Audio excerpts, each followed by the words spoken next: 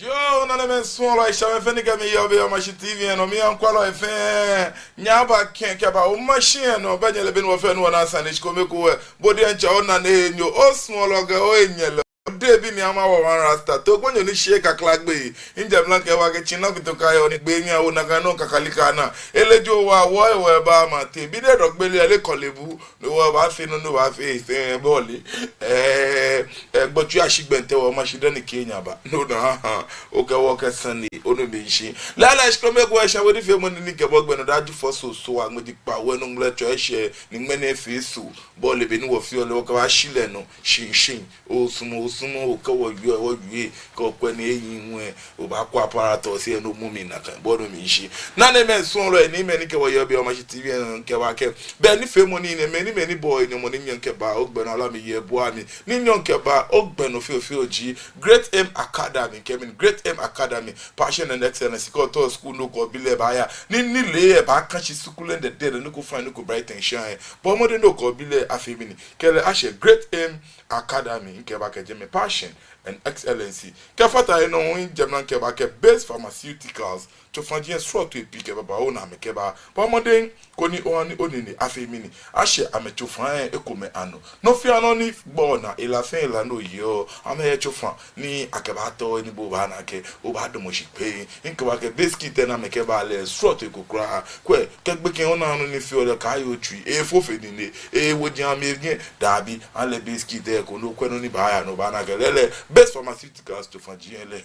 no bekra na me son la eme la ke na ama ejara mo baka jin ya ejara ni mba mayor of Accra Accra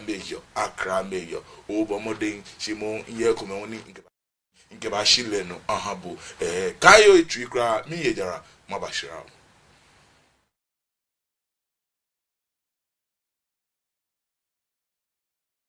Your kids well attended to. And we are ready to enroll your ward from nursery, kindergarten, primary to JHS 1. Admission is currently ongoing. Locate Great Aim Academy on the Atamills High Street behind Enterprise Insurance or call us on 0542 426 803. Great Aim Academy. We say passion and excellence.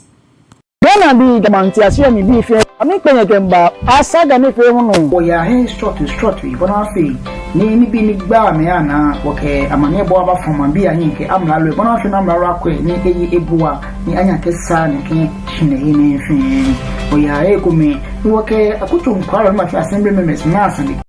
te ofilo ante oke police fui alo o che me ni me ayabuwa ni onye no ke sana kan ni fe mo yeah ora don Inja police fui ke wo kwani na agbako ye bi ene ke wo sa wo ke wa atu je ya me pe popa wo jin ke popa bibi anokolo ifi akwa na kan le won wo kan majanche bi le won na saniba na gbaru e titriji gogota ni he ni ekole ni jo ami echichimiye alo ni jo beje me ni saga ko na chunwe ni he ni ekola ma chunye ni esa alo ndi ko me ni afi egbe ko manu lehin ele me ne fe o kapa ni gbe ni o asaga ni fi mu aturi gbe jam ojuba le nke e ba nya bona fi ni o fe be ke ha ne ke ni fi mo ni asaga ni fi mo ba no da gbe pa no ka se me ki ne hu le mi ye o ma shi TV ni ngbe ni o dai afute kofi meji mo ni yo asaga ni fi mo ni o chan.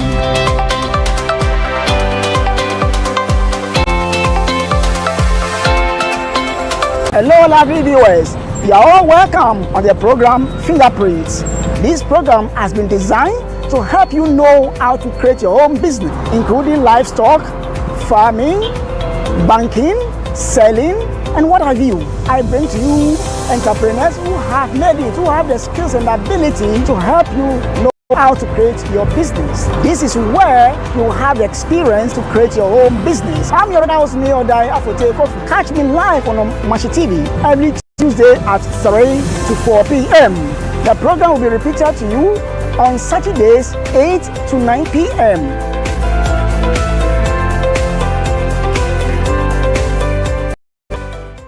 Are you looking for a media house for your upcoming events? Welcome to Omashi TV Production Crew, a digital station that offers live event coverage such as conferences, parties, corporate meetings, weddings, and live streaming on all social media platforms. Soft copies of events or production can be made available upon request. For further inquiries, call Omashi TV on 0536 772 262 or 0244 425 652. Omashi TV Production. Ajwa Twing Man can mean shit.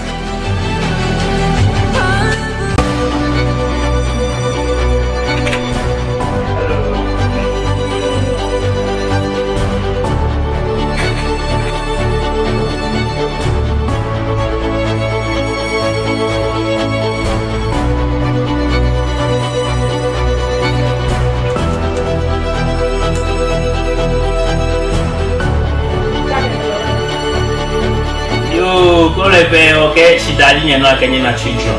For you, Biolule, or machine, or what to him, Rabomish. Tamono, we catch a Yabalake, Saka for she gave no Jim Monibiane. Isake can Yamashneka, no Nia, no fair, Coca, fan, Safu, Nekaji Bonisa. Yakashi, Akoleke Mini, Okokate. I'm a friend of Mobini. Chekumi. Thank you very much. Both NPP, NDC. Or will belong to one country. Ghana be you. If they are finding grievances and those things, they don't understand themselves. Oh, why not? They should send it to High Court. With Omashi Morning Star, Niji Omashi Lebi Mwamie. Okay, stay informed, be entertained, and inspired with a dynamic team of hosts and experts.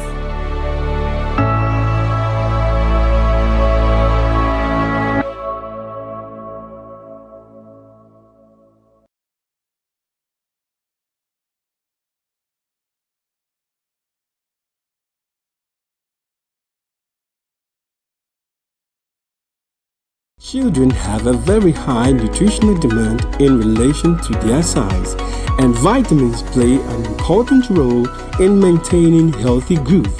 That is why we at Base Pharmacy Company Limited have introduced Base Vite Kid Drops, a multivitamin drop with 7 essential vitamins including vitamin A, D, B1, B2, B6, and vitamin C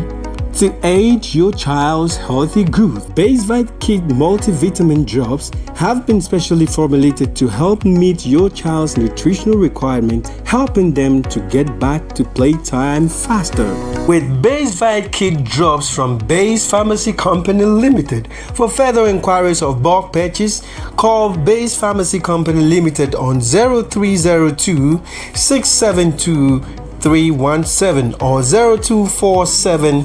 287 853. This advert is FDA approved.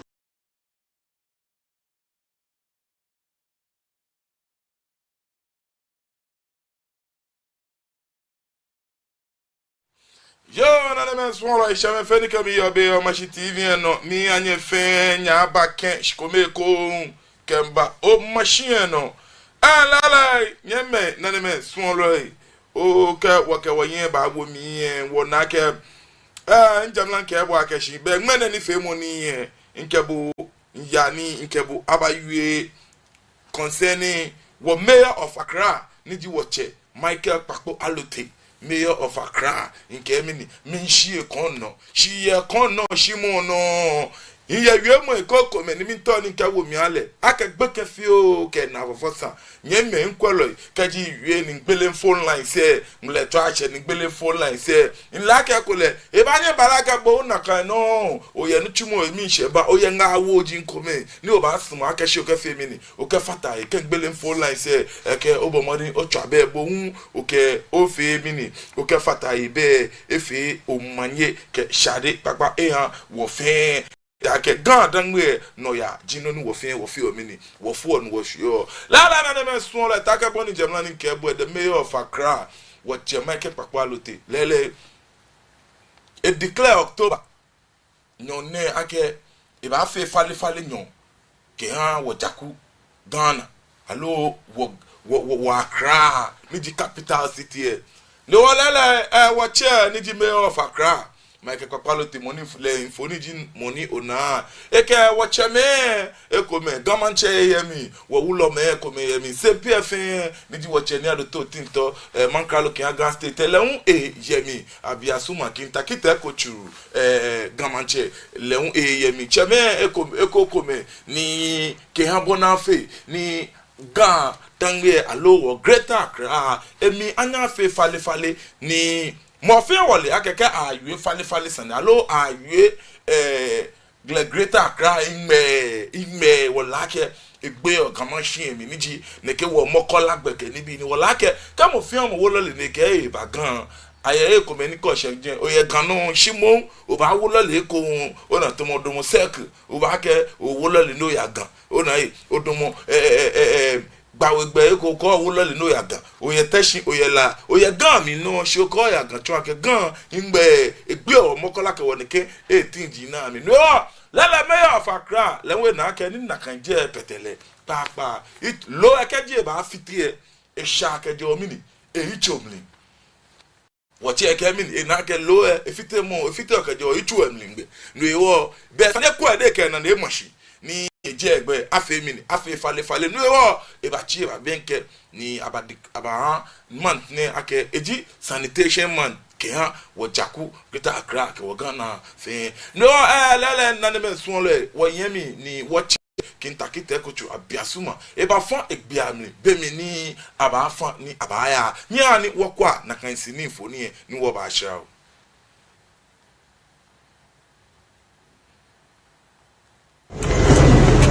nyame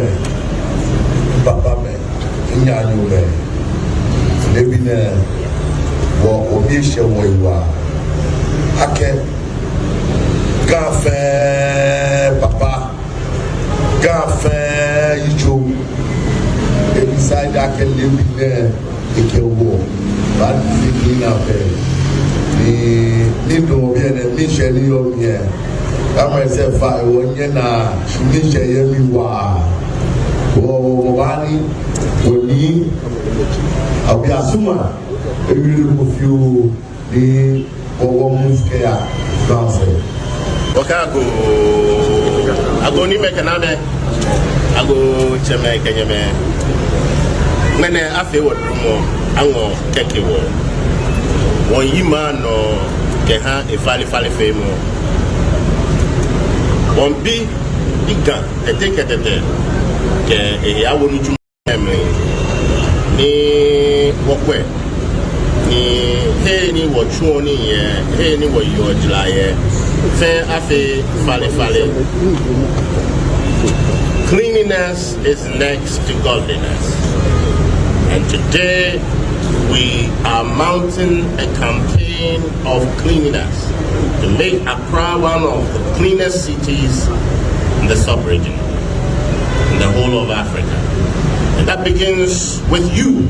and your mindset. You can't keep doing things the same way and expect a different outcome. Things must change. Sanoko achake. Saninoko achake. Shops kanifen agbele bi antone yano yana. Ya jika mobwe nukebote. Tamo manyaba.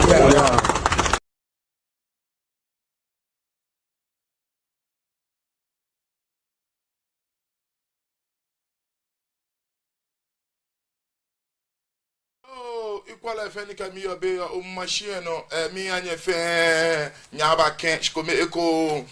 bode enche onga ocha mo tu fa wacha kinta kita ko chu niji abiasuma gan fe gamanche le gbeji mo ninu e ni ekemi ni la next to godliness is cleanliness e ja ke fale fe mo eyan ojogba jemeno ni ka fata ya ke shi wache niji Mike Kwapalo te mayor of Accra ebo amode ko ne ya ne ya fe mi ni e gan ifapo me ni me na me fe ame ake ame gbogbo etoe ona nakai noko me ni ame fi ame ake kaka afe noko ni ba wa gan adengba me na ame etomo ame ji ame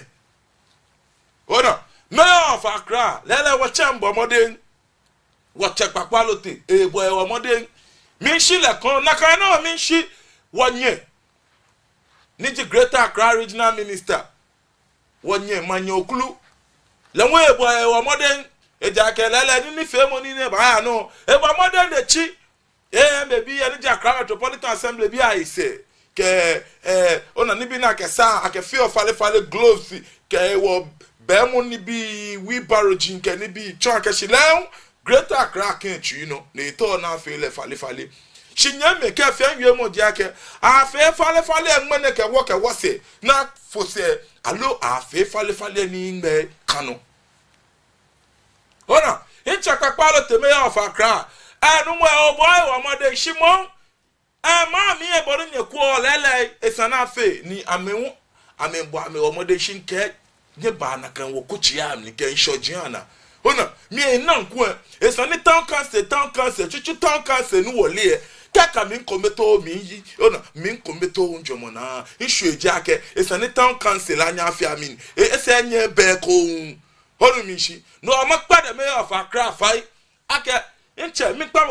bo fan no kwa febu oke regional minister nye bo anya omode nye kwa na kanje honu mi shi be nye recruitment ne nuchimo ata nuchimo we kamo shi pi na ba nya chu nuchimo le pi e Ghana impa kene tinye benka me mashi nkanye ba shi ide ma chonye ni nuchimo ko be nya expert aka nuchimo ni shi nuchimo mu ni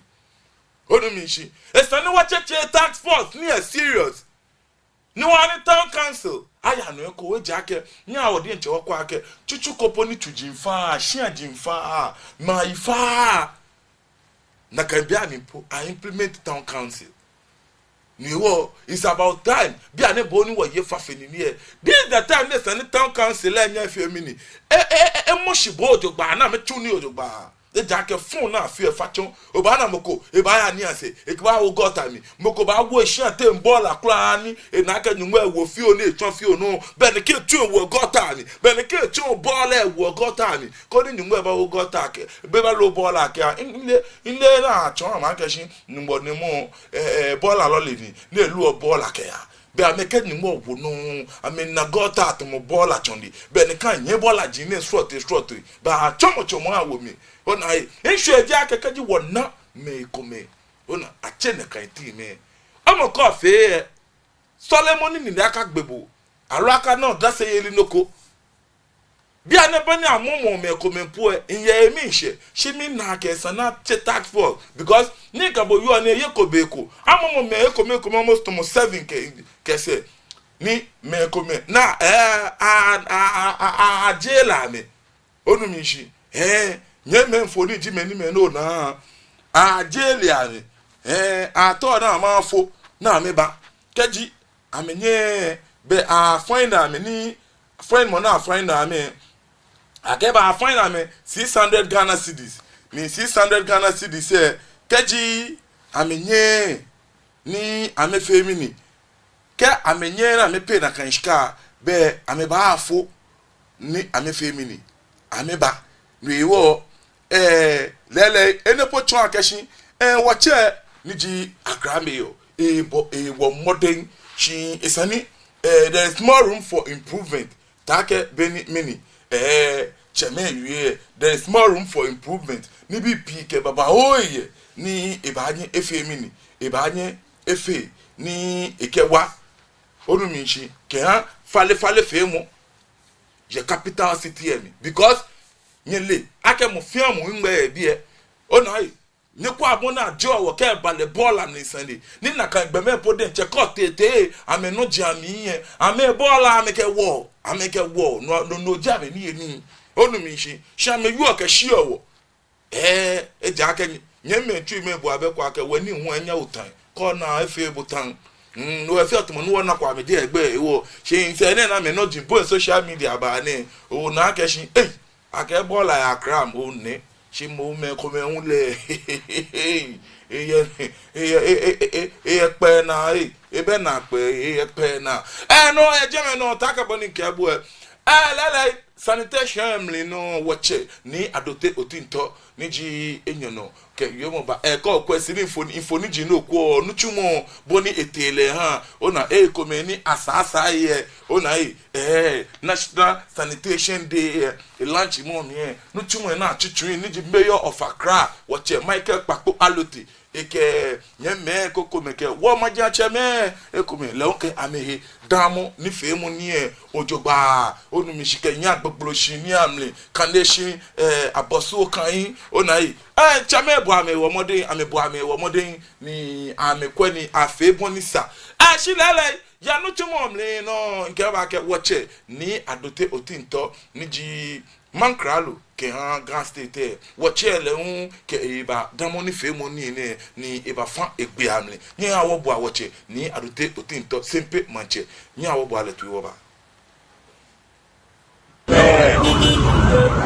manche that depends on the manche na mean the minister deputy mayor of Accra coming down with it blow more akosa de pon or media bi for HNBF litmo romo na if they successful or damnation ake ene akafe na ene tada aba happy here ofi amaba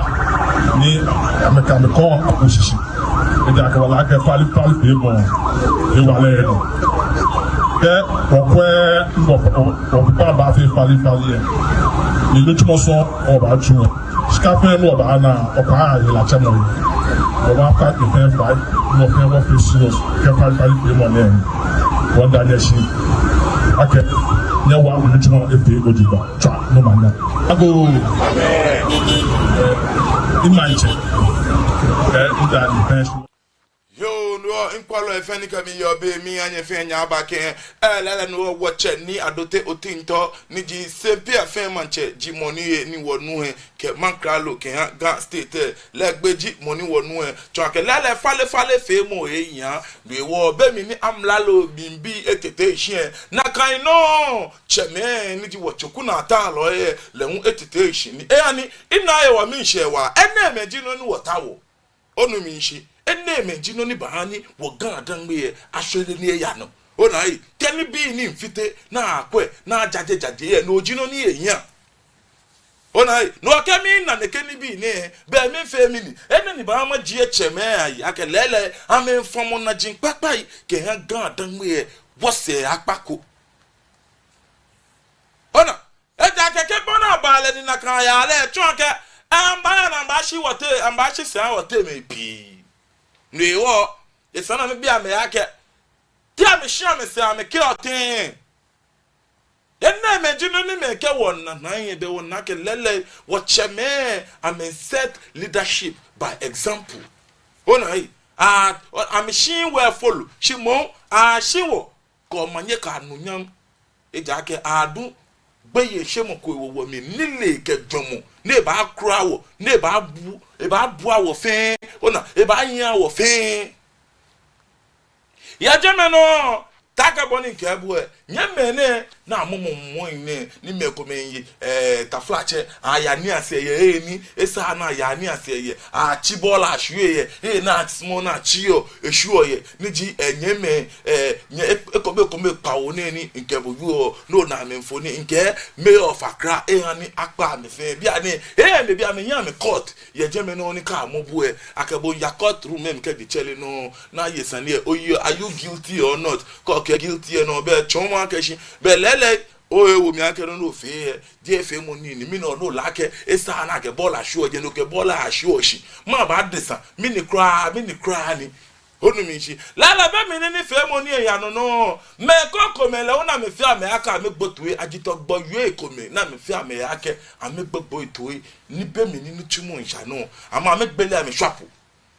na aka gbele swapo ye aka gbele store se ama me na me King Kong jetili busili ba ama me gbele lele nya wa kwa anu ni tinu ye je me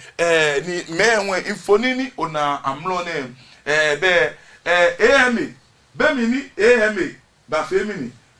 amba lunch after lunch na la fe mi ne ameka letter ne ba Bonia Fe, Nimuka Kake, Enukui, Alake Kole. The Accra Metropolitan Assembly wishes to inform all residents, traders, shop owners, and stakeholders that following the President's launch of the National Sanitation Day, the first official cleanup under this initiative will take place on Saturday, 4th October 2025, with all shops and markets within the metropolis to remain closed from 6 a.m. until the exercise is completed. This citywide exercise being undertaken to rid Accra of filth, promote public health, and strengthen our shared responsibility for a cleaner, safer, and more resilient city is in accordance with the Accra Metropolitan Assembly Communal Labour Bylaw 2017 and acted pursuant to Section 181 of the Local Governance Act 2016, Act 936, which mandates the Assembly to set aside the first Saturday of the month as a National Sanitation Day. No, Chuankashi, Eji Noko ni Eji Mla ni Isani Anyafimi. In keeping with the spirit of the national lunch, all Assembly members will organize and lead simultaneous cleanup activities across the electoral area so that work proceeds in a coordinated and efficient manner throughout the metropolis. And Onaka Bia no Anaka, Chairman will use some Jomoname, Ame, share, and Nakadabi. Negative Belesana, let's an assemblyman say fair New York, no fair. I make family Nadalo, Ame Bemenano, Nimuchimano, Beake,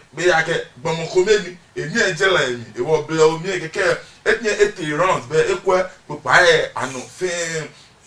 Yeah, General Cabinet, the operation will cover all sub-metropolitan area with intensified work in Akpopoloshi, Tuesday Market, Kwame Nkrumah Interchange, and its environs. Kwasiadrasu and Kanesh Market, where teams will visit major drains, clear refuse, and tidy market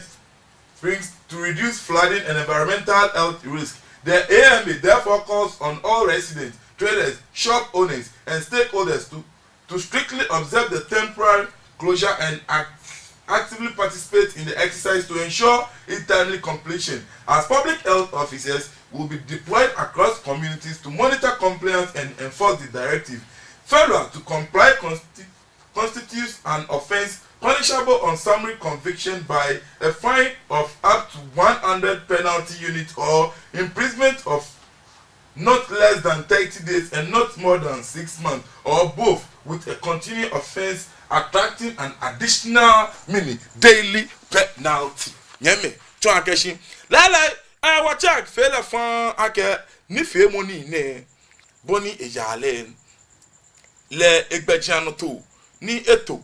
ke hani fe moni jake, nyeme assemblyman se ba fe mini, ame ba atwa 5, ye nuchumo koni nuchumo anya fe mini, anye asheshei eni iba fe mini, anye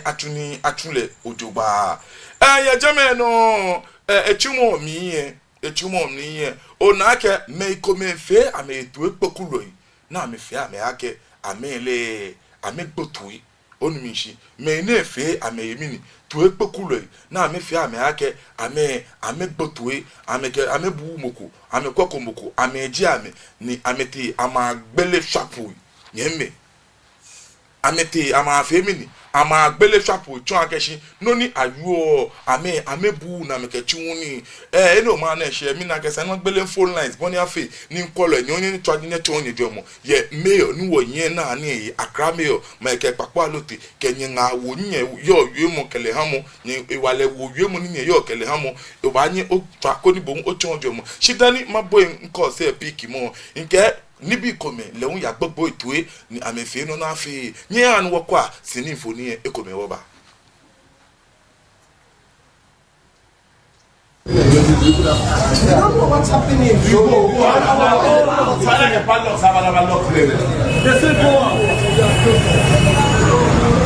Let's look around. You see any shop open?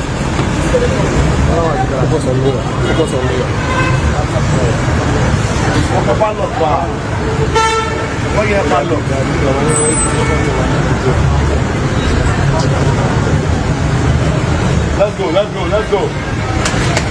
Let's go.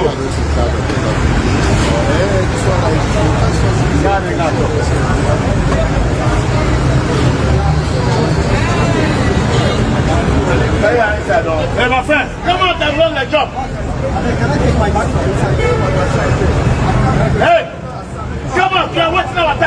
Which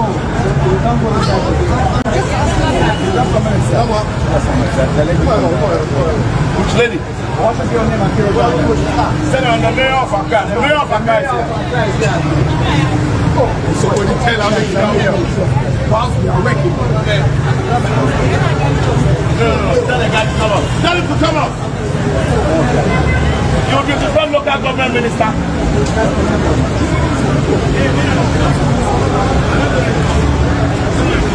I don't know who is the assembly guys here. Local government minister is here. The disrespected local government minister, Gamache. The deputy local government minister. Why? Why would you do that? The mayor and the deputy minister, local government minister, and the Gamache, everybody was here. I know, but I don't know. Come on. Let's go. We'll come and lock up this place on Monday with the power of the minister. Let's go.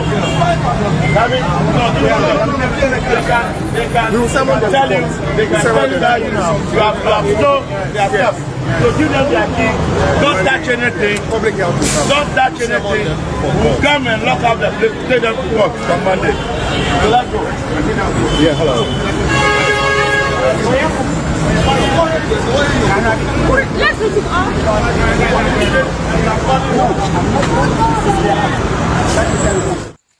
Yo, no, Nkwalo Efenika mi yobi Omashi TV and me and Fenya Abaken Shikome Eko Sini Infonie Jinonu Akwe Wache Pakpo Michael Pakpo Alote Niji Mayor of Accra Obanake Wache Esunwa JJMP Shop Way Strotty Nika Boyone Shop Way Ekome Ni Mbe Wo Abosu kaini amlin ke kokome fe eba jemi mi hwe ake eni ne ba hye ne ke ne ano koni madwa otu engbe ye eja ake lele eni ni bi sho ke cheme ke amenani efe mini ba machine be nuele me kome ba kwa mini ame waleni ame yo onu mi shi hello, amba akwe meina ameli. Onai. Amba akwe meina me femini ameli na meke ba abo na kan kwa. Shene la na la ke aba fan ni me. Kaje Accra Metropolitan Bi Assembly amedi echa me page no. Makane no ko ejen mahabo few ameke mini. To find 1,200 for failing to participate in National Sanitation Day exercise. More to prosecute AMA. A transaction I find in May, Enyokome, 12 million, 1,200 Ghana cedis. Keani, Tuena me bo, Kea fale femo na yue, na me bo tui. Nekamini. 2 individuals have been convicted by the Accra Metropolitan Assembly Sanitation Court for failing to participate in the recently held National Sanitation Day cleanup exercise. Transaction, Nyemene, AMA. Court in Kenya ke bia ni AMA amenya me sanitation court amenye court ni ko wo fe kwa agba na ni pa ko afa na anyenye dabi jeme no amubo no abanye shande ne no ache e court no ni kan gbe na ke femini na ke telebo no sha atwashi na gbele akenye me ne ni ji the convict me enyo ne mati yawo and mini jagere taxum ni kwa boy agbe no come aba agba mana nyeba wokable kuma ba kuma wo ncho no wo fe afe fale no ko ne ba ye ba bu awo fe le hu no hu nyepene shinshani eja ke sha bi kome no holose na me ha ni ne kedi bi na efe omini eba ye je no ye kamini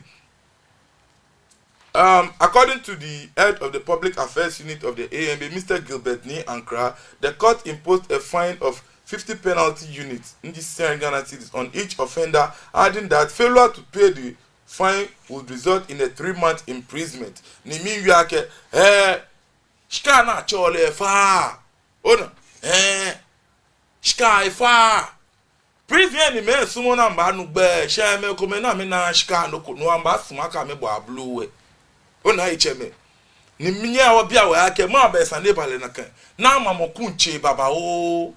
mi le wa sane ka gbo mo te se kole do ake be je tension na lo gotaku esane aso jen no je ni lawo timo ne ado na ne mi ye nyeme eno ma no shen gbele phone line se ka ju e loko no o ba ke me yo alo ye nga wo ko alo ye susu mo ko e bo ba nyo twa no okel o ane nele ka le no o le ko ni afe fon afe ni bi ne sa amamo ni bi ye ne sa no fi la ke me yo nu ye njemna no la ke e shabodi fe mu ni ele onupa e ameku wa e jake amele ake ababa yu ame na batia me no ame fe ke me focus ye again no obo amade ni bo use no as advantage no ke fe mini o ko na agba ye alo o nga wo e no yo afomanja no ni yo yake dromona e ba hye me odi e jake e ka mi yo bidagbo ka biona no obo amade ko no 0274324331 0274324331 bo amade ko ni bo o twa ni o fe mini o chon ojuemo nke sanitation day eteno woche niji ni adoto tinto gamanche kintakite ko churu me fe yemi ni dromona afe ni fe omanye lele me ko me gbogbo eto yemi mi ne kola ko e ba kan hello fanu gbe kan no gbe ka lo chu agajo o fanu e kan no gbe ka lo chu agajo that is in be mi twa tenje gba o o fanu ando na ya mi boy le wan yo ando na ya I told me that mi twa tenje gba o o fe mbo botu e kan no enyi mi o da te wie mbo botu e mi di be ko be mi o ton yen no yo e ba lo se mi ba lo se be ameka si afen si atani ana ye abaya ni ase alo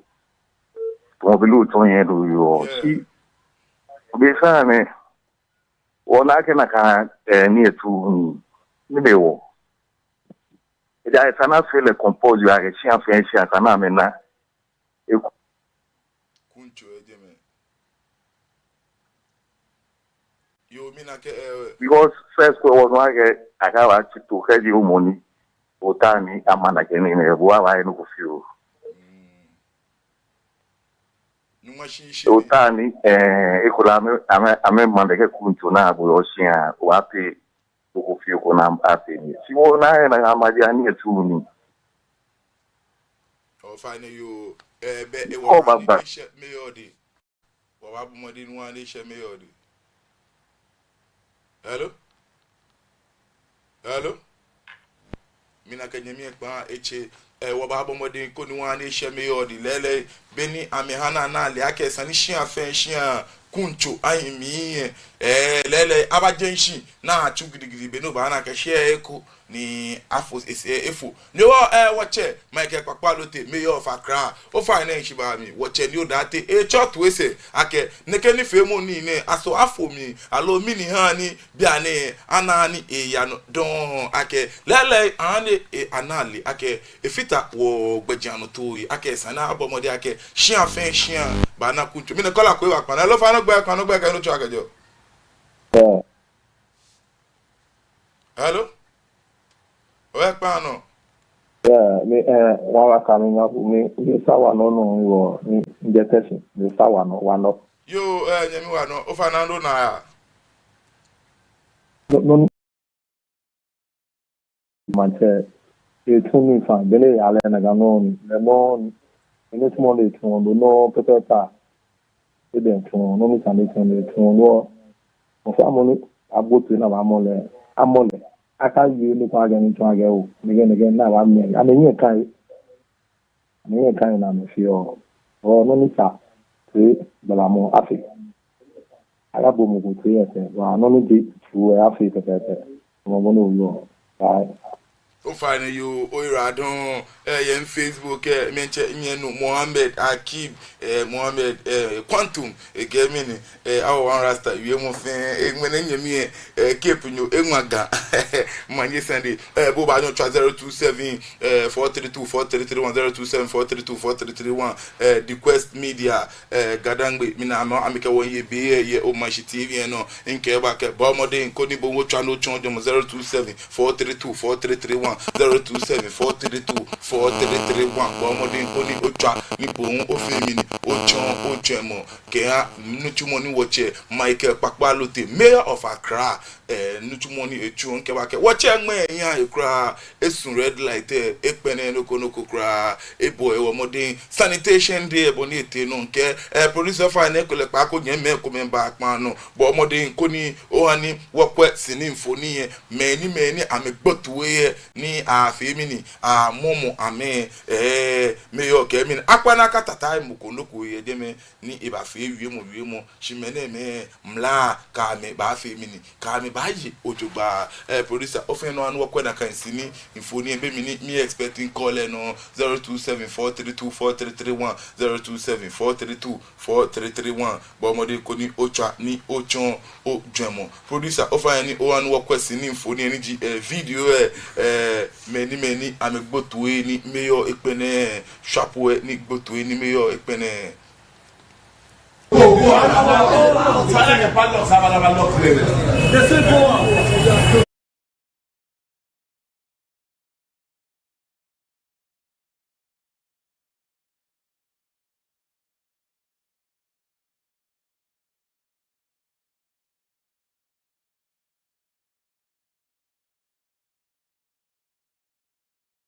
fali ame to ame chon ke be ame na me yen chila ame ame gbotuwe o ame pe na kra lele ame gbele shopwe mo ke ni ke mo o mini no ale na afi agba ma na wo che un fi shu ageshin da bi kokoko esane ni ekwe ni ehani ake ame afi mini ake ame aye no ani bia ni kebo yo na efen keji akwa me bi a page no ame ke mini mayor of Accra orders prosecution of 37 institutions individuals for defying sanitation day directive Chuakashin je shamoni odani afio je shamoni onani afio je me ni egbe me ekomi 37 orumishi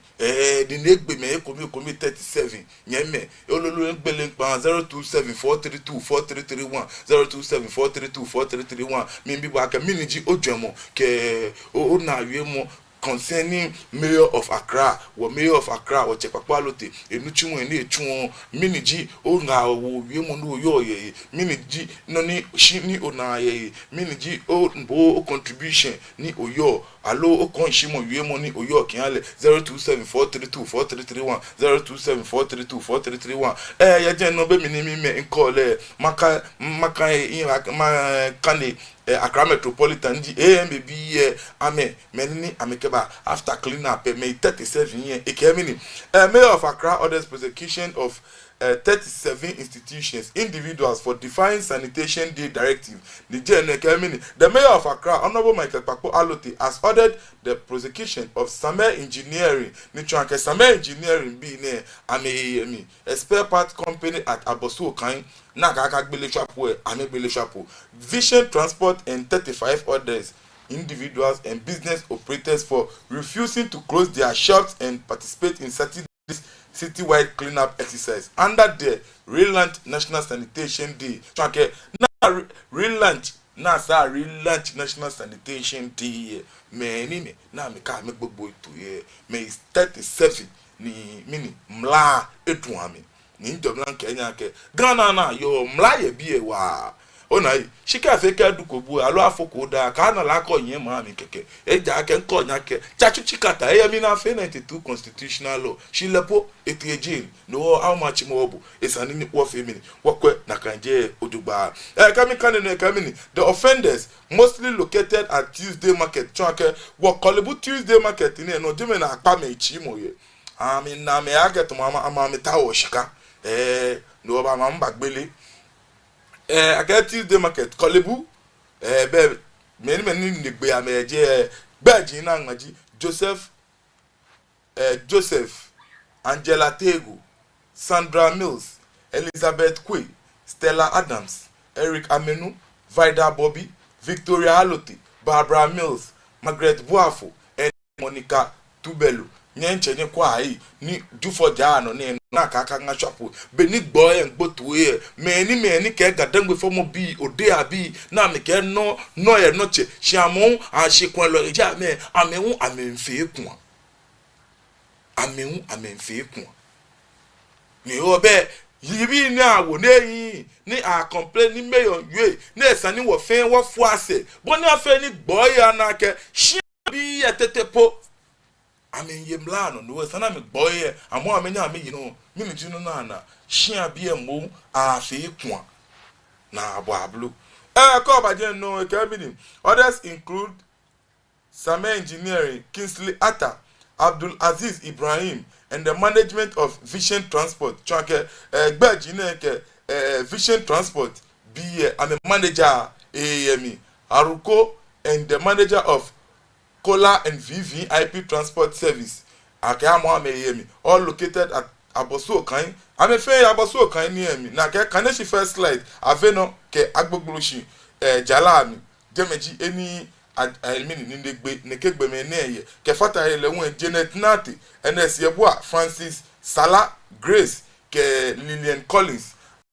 ame yemi mla edu ame fe fon na ka anga shop ina fe fale ame na me kinkon ame na me jetili we wo ka chon ame akelele fale eyan ni gama shipon gama no ni akekun ba Accra le onyo ke no kwa kose ke ahia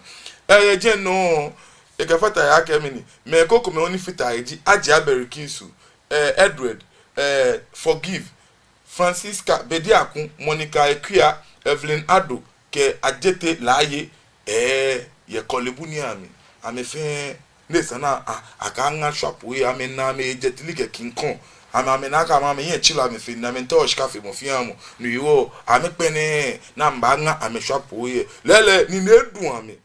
Na me titik pawu. Ni mla ka ame baje, bonisa. Nyeme olololo enpele phone line say miniji ojomo kenya wo mayor of Accra enichumo ni ejenshi ni echuchun miniji ojomo miniji oito to na enuchumo han ten aso eso yin aso to na le han ten 0274324331 0274324331 bo modin ko ni bohun ocha ni ofemini ochon 0274324331 gadangbe ba yin ke yin fe e ba je mi nke bu fe onumishi gadangbe ba yin ke yin fe e ba je mi nke bu ni nke ni fe mu ni ne chemeke amehi egwomi so far as ni wo che ni adote otinto gadangbe mankralo eke egwomi ke se PFM manche ke fata ele won abiasuma kintakite ko chu producer obana ke wo cheme ko menji wo bulo me ko me lehun eyemi ojogba o fa ni o wani ama ana ame video ame sinifoni ni ame won ameka ame ewo ni fe fale ni fe mo ni emi be mi ni mayor yen mle ni inspect ake lele nuchumo ba yale bonisa producer of ane ke oye sinifoni ni di video ejeme ni video wana ke wo cheme ni di wulo me ke ni bi emni eneme infonie jino ni ona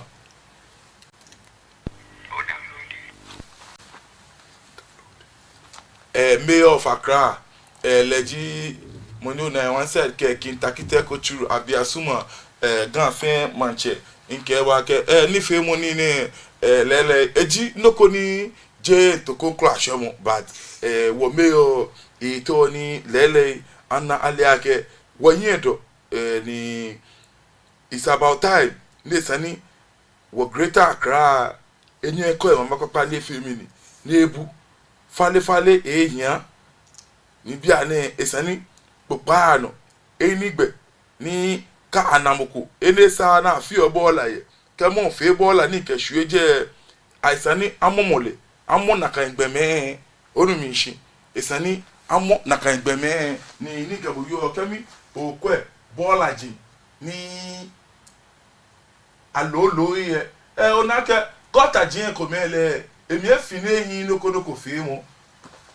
gota jin ye emi efifi ni eyin nokodoko kra fi mu shi abo ewo modern komo agbegbo shi ni ani ji eni onane jengbe fe ajajemli ojogba onayi jengbe fe ni kebo yo amlo ne jeje na kan gota jin family ni emli aka ojogba shi mi yake na jio gota ine amli ne kun e ba yin po ake na jio amli ye e sanitation council allo ku ni ba po sanitation ne ojogba bi ni kun ne ke gbeme ne fe mi ni ameje mi onayi esani ache ne ke ku ne kun na ba gbe na ba ne ami ba yin around be people na ke wonye me ko me ya na cheche ticket ake for sanitation ticket ne ke gbeme ne no fe me ka to me ni colony konjian cheme onu mi nshi wo ka fe hwamo na che town council special security force can sanitation na mo ba yin mami ko eya lo dogba ameji meni me na ba held responsible because ona mi imagine na cheneke ku ni aka me na shitama ke amba devote am fere da ka ba devote am e kan anu chumo lo na consider mo ko afa papa nyemi ke papa nyemi binu bi ke imami se bi dabi je na kan gbe mata o sanata o me ni me na amenu ame won shiake amentwa ame fa shi an wo jaku Ghana ke wo Greater Accra onu mi shi na kan gbe me ni keji aba no o shapo yin o gota mi efe fon fe ni ni aye egbe na fi o mi ni amobu ejake bo shapo yin ni no no bo ma gbele shapo ni o pasika agbe pe besa ni dweke fun ni yo yin onyo fe mi ni onyo jaje na kan no ne kegbe me ne fe abanya kuchi amli onai abaya kuchi amli shan fe kana shiako ni shian yin gota ni yo je emi echoki ke bola chuake meni yo shian mi amebe fali no iwo esananya ke shian mi meni yo je fe anya aye alo ato mo ndi shian che na ke la fe mi ni akelaje ojogba eneme jinoni mina ke wo mayor of Accra implement ban le den che min gbigbele mo afemi ni abashi fiu anle because je dan ne sane anyen na akwa ball adana ke ball asande dan ball ye ko meno one way style one way destination kaje connection ba gbogbolo shi allo kan shi mokola be mini shishi na fe neke market malata bo market jara yeli ye na oni ni han pe ma design no ke fe be wo mena ko ba wi fale dan ya un to ne na agba no ni ke mini wo mayor of Accra wo che Michael Papaloti mi shile kon ke wo Greater Accra fe regional minister niji wonye honorable okulu le omi shile kon ake amebo amewo modern na me ka me na ne mashi ameka nwa me yan aka fe inlemene ni kemene fine ni menele dabi aje na kan noko kajemi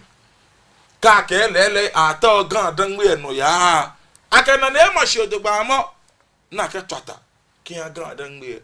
aka fe imami nyemi bi ke nse bi eten nekeleke benime amumome ni ke esani ekono oya aya ni aseye no ya ni aseye bene anya ba mobu ene esa do fio no afio na anye amobu keni de gbebu na ka bo sho emie na kan pepepe ji bonde esa na yale esa na ba consider esa na ba kon ba fili ka fe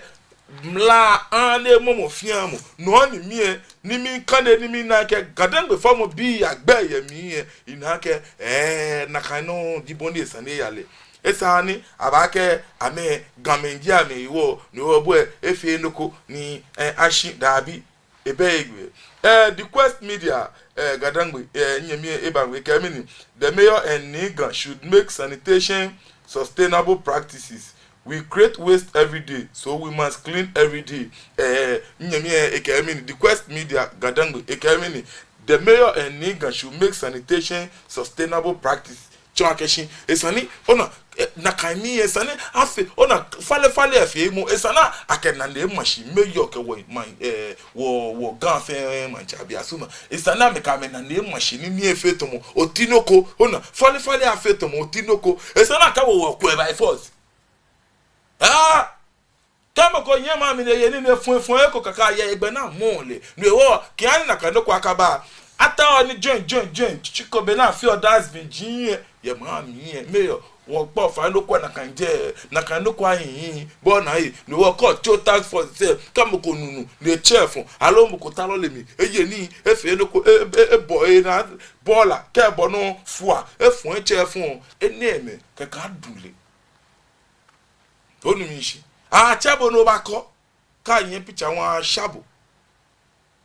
na ka ba fun social media na ka fun lo jibo onu mi shi shia ni kote o na ke ajuwe enu na ajuo chon gota mi ajuwe keke nu esu etu se pama ni gbeme ko o ya be o ba atomo ko eju nu mi ke ni bi na fi be ngbe no ni wo ba pa me of Accra fai nchema ke papalote min pabo fa ndo kwa febu shinwe mo no ji akeshi o fa na e shi ba mi ba omode ndo ko na ni amashi no kwa na kanje ehawo o fa na no ba omode ndo ko na ni amashi no kwa na kanje egbe ehawo boni ni bi yale wojika ni wonye wo be mi she no pabo fa no ko na ni amashi still le olololu mi yen kan mi kaibo mi church we say won need the town council back. No ni wonye me tell the town council here blame be town council won need na kan town council here back. Won to ni town council say ba mam ye ko boni afi ni fale anya afi mi ni afi wo ni fi mu ni ke ha gandan gbe no ya ni me na me eno man na share in be afi bi masuma ke man na share bi many ke mi ye bi many keme be many twa many nya twa many untwa ni still na gba mi gba mo fi am fa nyanwa anye ke ami ba ni efe ziwaizi fioko mwene no kanyi wegbe woni ke wala hawo woso a lehun be ekoni maba ogbeno ke shambo ni fe mo ni shi wo san ni ke ba san ye hot mi na ke no ko yano ye Grand Traditional Council no ko yano ye Grand Traditional Council ekole ko na shoni alo question ni onyo na no ni ya na odugba pote niwo mi odebi ni ama o wan rasta to gbonyu ni she kakra gbe yi wo nke no ojino ni nke ba fe mi ni nke ba bo gbeno Grand Traditional Council tin come ni bi come ya no again ni blofo ke action speak louder than words onu mi shi no action ni na